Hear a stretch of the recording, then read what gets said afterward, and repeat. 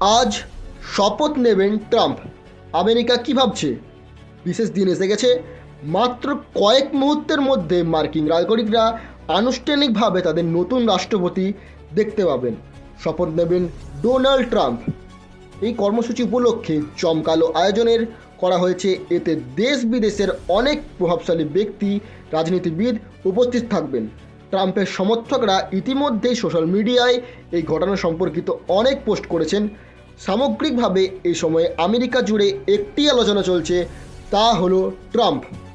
গত বছর নভেম্বরে মার্কিন প্রেসিডেন্ট নির্বাচনে জয়ী হন ট্রাম্প।